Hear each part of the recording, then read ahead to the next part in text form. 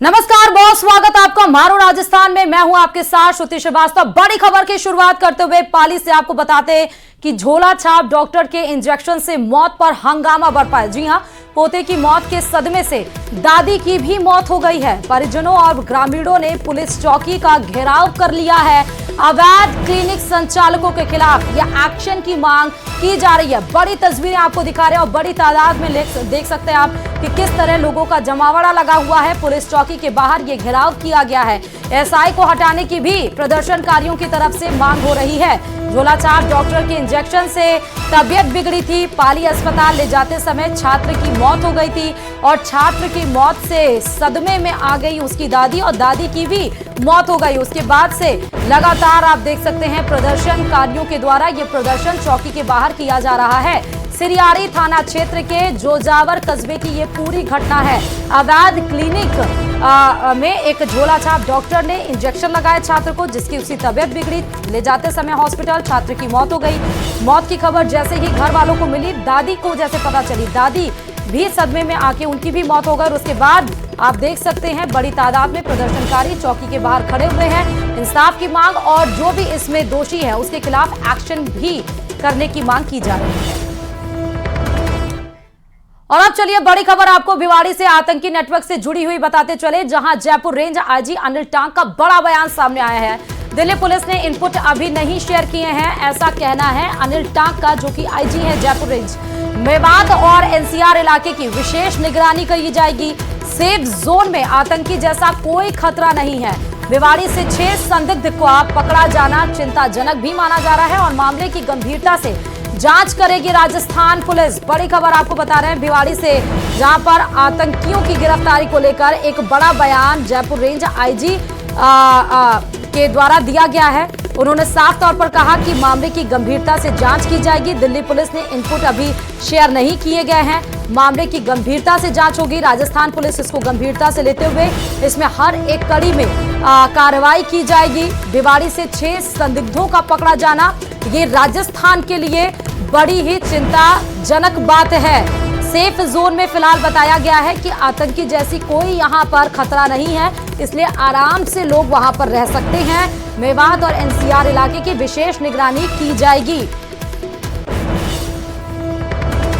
कहना चाहूंगा कि दिल्ली पुलिस से हमारे पास रिक्वेस्ट आई थी कि उनका एक इन्फॉर्मेशन थी, उसको वेरिफिकेशन भी उनको करना था और साथ ही साथ उन्होंने हमारे राजस्थान पुलिस से सहयोग भी मांगा था कि हमें आपका सिक्योरिटी कवर चाहिए।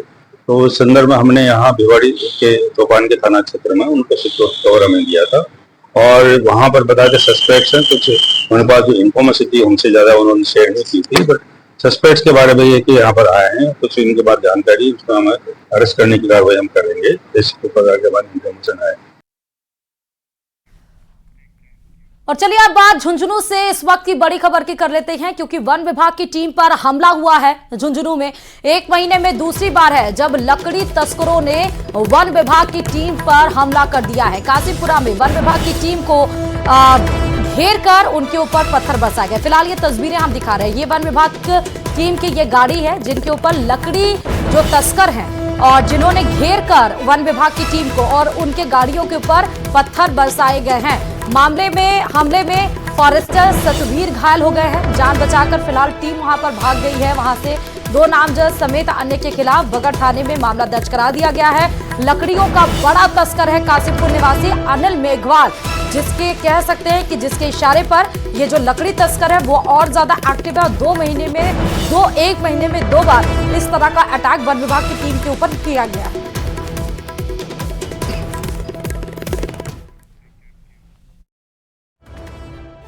बड़ी खबर बताते चले, जहां नगर परिषद की बैठक में हंगामा देखने को मिला है। मेला कमेटी की बैठक में पार्षदों ने जमकर हंगामा काटा।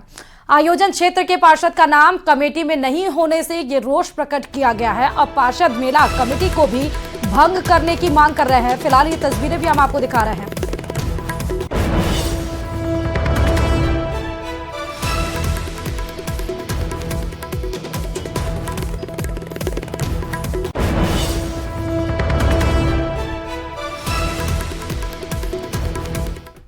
और चलिए अब आपको जोधपुर से बड़ी खबर बताते चले, जहां जोधपुर में स्कूल में बारिश का पानी भर जाने से अराबा स्कूल के अंदर तेज बारिश के चलते पानी भर गया है और पानी भरने के कारण स्कूल की छुट्टी भी हो गई है। कलेक्टर ने स्थानीय प्रशासन से जानकारी ली, स्कूल से पानी निकालने के निर्देश दिए गए हैं। आपको हम स्कूल की तस्वीर दिखा रहे हैं। स्कूल परिसर की ये तस्वीर आप देख सकते हैं, जहां बरसात के बाद जोधपुर में ये जो स्कूल है इसके अंदर पानी भर गया है। जब स्थानीय प्रशासन से वहां के कलेक्टर ने इसकी पूरी जानकारी ली और उसके बाद उनको निर्देश दिए कि परिसर के अंदर, जो स्कूल परिसर के अंदर पानी भरा हुआ है उसको जल्द से जल्द उसको हटाया जाए, उसकी निकासी की जाए ताकि विद्यालय शुरू हो सके और बच्चे पढ़ाई शुरू कर सकें। और चलिए राजसमंद के आमेर से भी बड़ी खबर है, जहां चंद्रभागा नदी में पानी की आवक बढ़ गई है। टाकड़ी भगल एनीकट में पानी पहुंच चुका है। चकाचक बांध छलकने से पानी की आवक बढ़ गई है। आज देर शाम आमेर पहुंचेगा नदी में पानी और जगह जगह ग्रामीण नदी की पूजा अर्चना भी कर रहे हैं। आमेर क्षेत्र के लोगों में खुशी की लहर छाई हुई है। तो बड़ी खबर आपको बता रहे हैं, ये बड़ी खबर आपको राजसमंद के आमेर से है, जहां चंद्रभागा नदी में पानी की आवक बढ़ गई है और इसमें टाकड़ी भागल एनीकट में ये पानी अब पहुंचेगा और पानी पहुंचने की वजह से वहां के लोगों में कितनी ज्यादा खुशी है। लोग पूजा अर्चन कर रहे हैं वहां पर पानी पहुंचने की वजह से। चकाचक बांध छलकने से पानी की आवक बढ़ गई है। देर शाम आमेर पहुंचेगा नदी में पानी और साथ ही जगह जगह ग्रामीण अब नदी की पूजा भी कर रहे हैं। आमेर क्षेत्र के लोगों में खुशी की लहर भी छाई हुई है कि पानी की आवक बढ़ने की वजह से कम उनके क्षेत्र में पानी अच्छी तरीके से पहुंच पाएगा। और क्योंकि अभी हमने इस तरह की तमाम खबरें देखी, जब गर्मी का मौसम था, अभी हालांकि मॉनसून सीजन है, उस समय कितनी पानियों की वजह से, किल्लत की वजह से कितनी परेशानियों का सामना करना पड़ा, लेकिन अब क्योंकि पानी पहुंच पाएगा और आमेर क्षेत्र के लोग अपनी खुशी का इजहार वहां पे पूजा अर्चन करके कर रहे हैं। और अब बात भीलवाड़ा से बड़ी खबर की, जहां खारी नदी में नहाने गए 2 युवक डूब गए। गोताखोरों की मदद से वहां पे तलाशी अभियान लगातार चलाया जा रहा है, क्योंकि गोताखोरों ने एक युवक के शव को तो बाहर निकाल लिया था, शव को नहीं कहेंगे, युवक को बाहर निकाला था, लेकिन इलाज के दरमियान जब अस्पताल के लिए उसको रवाना किया गया और दूसरे युवक के लिए तलाशी अभियान जारी है। आसिंद के शंभूगढ़ क्षेत्र की ये पूरी घटना है।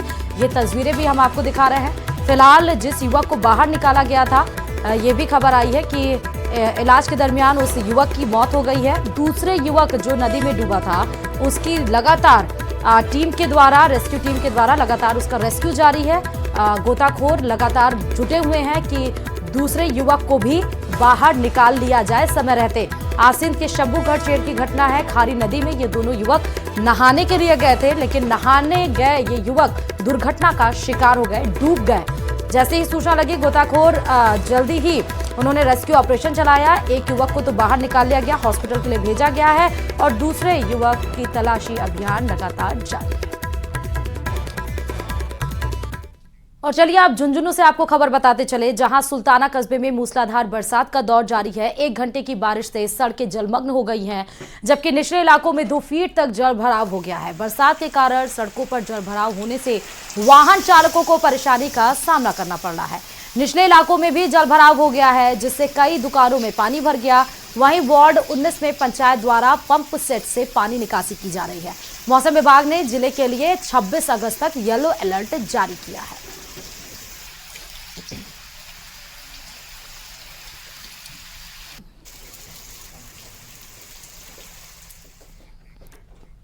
जल जीवन मिशन यानी कि जेजेएम में फर्जी प्रमाण पत्र से टेंडर हासिल करने के मामले में एक तरफ एसीबी, ईडी और सीबीआई जांच कर रही है, वहीं दूसरी तरफ प्रदेश सरकार भी घोटालेबाजों को लेकर सख्त नजर आ रही है। सरकार ने अधिकारियों को सख्त एक्शन के निर्देश दिए हैं। इस बीच CE JJM Dilip Gaur 3 ACE को नोटिस भी जारी किए हैं। रिपोर्ट देखिए। जीवन मिशन घोटाले को लेकर सरकार सख्त, दोषी अधिकारियों पर कड़े एक्शन के निर्देश, रिकॉर्ड गायब करने वालों पर भी होगी कड़ी कार्रवाई। जल जीवन मिशन में घोटालेबाजों के खिलाफ अब सरकार एक्शन मोड में आ गई है। मुख्यमंत्री भजनलाल शर्मा के निर्देश के बाद जलदाय विभाग के अधिकारियों ने जल जीवन मिशन घोटाले की एक नए सिरे से जांच की।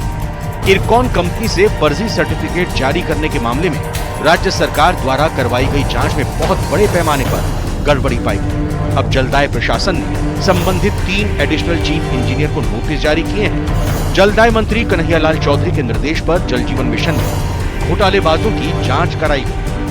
जल जीवन मिशन के घोटालेबाजों के खिलाफ राज्य सरकार अब एक्शन में आ गई है। मुख्यमंत्री भजनलाल शर्मा के निर्देश के बाद जलदाय विभाग के अधिकारियों ने जल जीवन मिशन घोटाले की एक नए सिरे से जांच की है। इरकॉन कंपनी से फर्जी सर्टिफिकेट जारी करने के मामले में राज्य सरकार द्वारा करवाई गई जांच में बहुत बड़े पैमाने पर अनियमितताएं सामने आई हैं। इन अनियमितताओं के बाद दोषी अधिकारियों पर किसी तरह की कार्रवाई नहीं की जा रही थी। ईसी जेजेएम दिलीप गौड़ ने जिन 3 एडिशनल चीफ इंजीनियर को नोटिस जारी किया, उनमें additional chief engineer Amitabh Sharma, Lalit Kishore Karol, Hukumchand Verma का नाम शामिल है। नोटिस के जवाब के लिए 7 दिन का वक्त दिया गया है। अब जलदाय प्रशासन ने संबंधित 3 एडिशनल चीफ इंजीनियर को नोटिस जारी किए हैं। Amitabh Sharma additional chief engineer Jaipur, Hukumchand Verma region 1 और Lalit Karol additional chief engineer Arwal को ये नोटिस जारी किए गए हैं, जिसमें जलदाय प्रशासन ने साफ तौर पर ये लिखा है कि जो दोषी अधिकारी हैं उनके खिलाफ 7 दिन में एक्शन टेकन रिपोर्ट जलदाय प्रशासन को पेश की जाए। इरकॉन के फर्जी सर्टिफिकेट से 900 करोड़ के घोटाला मामले में सरकार ने साफ कर दिया है कि अब दोषी अधिकारियों को बख्शा नहीं जाएगा। रिकॉर्ड गायब करने वाले हों या फिर माप पुस्तिकाएं गायब करने वाले या फिर फर्जी इनवॉइस से भुगतान करने वालों पर कड़ी कार्रवाई की तैयारी है। जलदाय प्रशासन ने जो रिकॉर्ड तलब किया है उसमें जो रिकॉर्ड गायब किया गया है उसमें वित्तीय एवं प्रशासनिक स्वीकृति के साथ साथ टेक्निकल स्वीकृति, डिजाइन ड्राइंग की approval, QA plans, pre dispatch inspection report, quality testing report, inspection report भी मांगी गई है। साथ ही ये कहा गया है कि ऐसे अधिकारी जिन्होंने ये दस्तावेज गायब किए हैं उनके खिलाफ 16 CCA के तहत कार्रवाई की जाए। इसके अलावा मेजरमेंट बुक रिपोर्ट यानी जिन कार्यों की माप पुस्तिकाएं होती हैं वो माप पुस्तिकाएं लगभग 238 ईडी और एसीबी ने ठेकेदार के ठिकानों से जब्त की। आइए अब आपको समझाते हैं कि जल जीवन मिशन घोटाला आखिर है क्या। जल जीवन मिशन हर घर तक नल से जल पहुंचाने वाली योजना है। इसके कुल बजट का आधा हिस्सा केंद्र सरकार को और आधा राज्य सरकार को देना था। सबसे पहले सांसद किरोड़ीलाल मीणा ने इसमें घोटाले की बात उठाई। आरोप है कि नियम कायदे तोड़कर गणपति ट्यूबवेल और श्री श्याम ट्यूबवेल कंपनी शाहपुरा को ठेका दिया गया। आरोप है कि दोनों कंपनियों ने 900 करोड़ का घोटाला किया। जानकारी के मुताबिक गणपति कंपनी ने फर्जी दस्तावेज के आधार पर 2 साल में 900 करोड़ के वर्क ऑर्डर लिए। घोटाले में PhD के कई अधिकारी शामिल रहे। घोटाले के बारे में किसी को पता ना चल सके, इसके लिए ईमेल आईडी और प्रमाण पत्र भी फर्जी बनाए गए हैं। आरोप है कि भारत सरकार के उपक्रम इरकॉन के नाम पर फर्जी लेटर हेड पर वर्क ऑर्डर जारी किए गए। जल जीवन मिशन में फर्जी प्रमाण पत्र से टेंडर हासिल करने के मामले में एसीबी, ईडी और सीबीआई सभी अपनी अपनी जांच कर रहे हैं। ईडी इरकॉन कंपनी के फर्जी सर्टिफिकेट से टेंडर उठाने के मामले में पद्मचंद जैन, महेश मित्तल, संजय बड़ाया समेत 5 लोगों के खिलाफ चार्जशीट पेश कर चुकी है, जिसमें अधिकारियों को ठेकेदारों और दूसरे लोगों के जरिए घूस दिए जाने का कच्चा चिट्ठा खोला गया है। अब इस मामले में सरकार भी एक्टिव हो गई है और आने वाले वक्त में कई आरोपी अधिकारियों पर गाज गिरनी संभव है।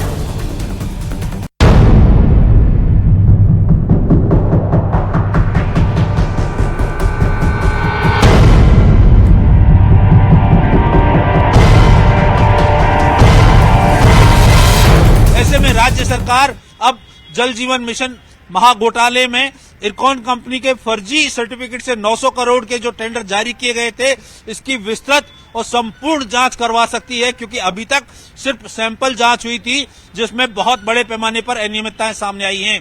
कैमरा पर्सन अविनाश शर्मा के साथ राकेश शर्मा, न्यूज 18 राजस्थान, जयपुर। और अब बात जैसलमेर जिले की, जहां पर जोगा गांव में 180 बीघा सरकारी जमीन से अतिक्रमण हटाने की कार्रवाई गुरुवार को की गई है। रामगढ़ तहसीलदार महावीर प्रसाद ने बताया कि जोगा गांव के आगोर के करीब 180 बीघा सरकारी जमीन पर लोगों ने अवैध कब्जे कर रखे हैं। और एक जगह तो सरकारी जमीन पर कच्ची पानी की डिग्गी भी बना रखी है, जो कि आपको तस्वीरों में दिख रही है पानी की डिग्गी। ऐसे में आगोर के बड़े भूभाग पर अतिक्रमण की शिकायत पर गुरुवार को पुलिस जाब्ते के साथ मौके पर जाकर अतिक्रमण को हटाया गया और इसके साथ ही 3 लोगों पर राजस्थान भू राजस्व अधिनियम के तहत कार्रवाई भी की गई है। 180 बीघा जमीन पर अतिक्रमण के खिलाफ ये बड़ी कार्रवाई को अंजाम जैसलमेर में दिया गया है।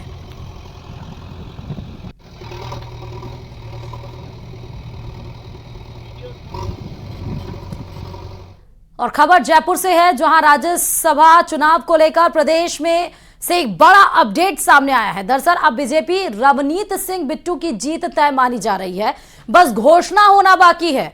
सुनील कोठारी ने अपना नामांकन वापस ले लिया है। आपको ये भी बता दें कि सुनील कोठारी बीजेपी के डमी उम्मीदवार थे, लेकिन अब उन्होंने क्योंकि अपना नामांकन वापस ले लिया है तो रवनीत सिंह बिट्टू की जीत यहां पर तय मानी जा रही है। प्रदेश में एक बड़ा अपडेट ये सामने आया है राज्यसभा चुनाव को लेकर। बड़ी खबर आपको बता रहे हैं, क्योंकि डमी कैंडिडेट के रूप में तो सुनील कोठारी का नाम चल रहा था, लेकिन अब क्योंकि अब उन्होंने अपना नामांकन वापस ले लिया तो बचे बस बिट्टू, और उन्होंने अब उनकी जीत तय मानी जा रही है। आधिकारिक घोषणा हो जाएगी और उसके बाद से इस खबर पर स्टैंपिंग लग जाएगी। फिलहाल बड़ी खबर आपको इस वक्त ही बता रहे हैं, राज्यसभा चुनाव को लेकर प्रदेश से जुड़ा हुआ एक बड़ा अपडेट, जहां बीजेपी रवनीत सिंह बिट्टू की जीत तय मानी जा रही है। समझा दिया, आप लोगों को पता लगे इशारा क्या होता है। हाँ, एक साथ पार्टी ने रविंद्र बिट्टू जी को अपना अधिकृत प्रत्याशी घोषित किया था और संगठन ने एहतियात के तौर पर स्थापन उम्मीदवार के रूप में मुझे निर्देशित किया था। मैंने और बिट्टू जी ने दोनों ने नामांकन पत्र भरा था। कल स्क्रूटनी के दौरान दोनों के नामांकन पत्र सही पाए गए। आज चूँकि उनका बिट्टू जी का नामांकन पत्र सही है, अतः मैं माननीय संसदीय मंत्री जोगाराम जी साहब के साथ, योगेंद्र जी भाई साहब, सौरभ जी और सभी साथियों के साथ आज मैंने रिटर्निंग ऑफिसर के समक्ष जाकर बिट्टू जी के समर्थन में अपना नामांकन वापस लिया है। उन्हें शुभकामनाएं देता हूं, मंगल कामनाएं करता हूं कि जिस सोच के साथ संगठन ने उनको जिम्मेदारी दी है राजस्थान के प्रति, राजस्थान की जनता के प्रति, तो उसे मैं सार्थक करे, सफल करे। और बरसात के मौसम में राजधानी के नालों का हाल सबने देखा। प्री मानसून की बारिश से जयपुर शहर का ड्रेनेज सिस्टम हाफ गया है। नगर निगम ग्रेटर और हेरिटेज प्रशासन के दावों की पोल खुलने के बाद अब पेमेंट को लेकर पार्षदों ने हमला बोल दिया। आरोप यह है कि जब नालों की सफाई सही तरीके से नहीं की गई, फिर बिना जांच के नालों की सफाई का पेमेंट क्यों किया जा रहा है? बड़ा सवाल। इसी पर देखिए यह रिपोर्ट।